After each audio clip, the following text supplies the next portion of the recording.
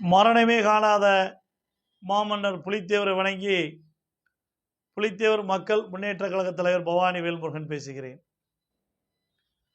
December 27 பாரம்பரியமிக்க ஆப்பநாட்டு மறவர் சங்கம் நடத்திய ஆர்ப்பாட்டத்திலே புலித்தேவர் மக்கள் முன்னேற்றத்தின் சார்பாக நானும் சக நிர்வாகிகளும் கலந்து கொண்டோம். அந்த நிகழ்வில் கலந்து கொள்வதற்காக ஒரு நாளுக்கு முன்பாகவே நாங்கள் ஆப்பநாட்டுக்கு சென்று விட்டோம். மறவர்களின் புண்ணிய பூமி, வீரத்திற்கும்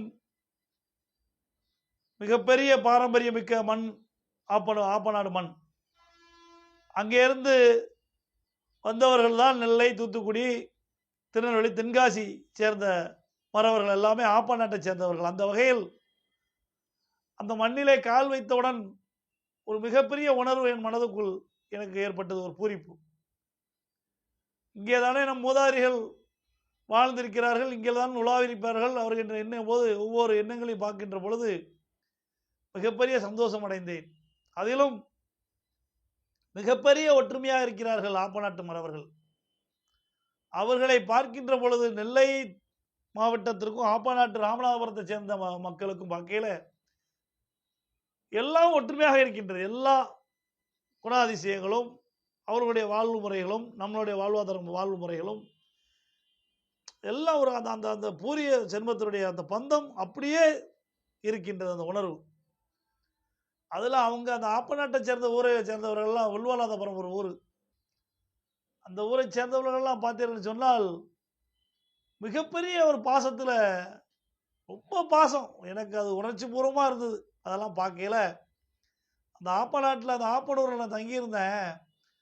அந்த ஊரை சேர்ந்த இளைஞர்கள், பெண்கள், நம்ம வேலுநாச்சியார்கள், பெரியவர்கள்லாம் இருக்கக்கூடிய மரியாதையும் பாசமும் உண்மையிலே இந்த மறவர் சமுதாயத்தை வீழ்த்துவதற்கு எவனும் பிறக்க முடியாத மக்களை பார்க்கின்ற பொழுது என் உள்ளத்தில் ஏற்பட்டது. அதன் வெளிப்பாடு தான் அங்கே நடைபெற்ற ஆர்ப்பாட்டம். லட்சக்கணக்கான மக்கள் அங்கே திரண்டிருந்ததை நம்ம பார்த்துருப்போம். அனைத்து சொந்த பந்தங்களும் டிவிகளிலே, பேப்பர்களிலே, பத்திரிகை செய்திகளே பார்த்துருப்போம்.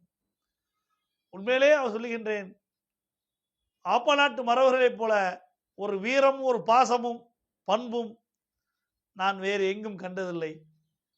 மிகப்பெரிய பாசம் அவர்கள் எங்கள் மேல் வைத்திருக்கிறார்கள். ஆப்பநாட்டு மறவர்களுக்கு என்றும் நெல்லையைச் சேர்ந்த மறவர்கள் நாங்கள் கடமைப்பட்டிருக்கின்றோம்.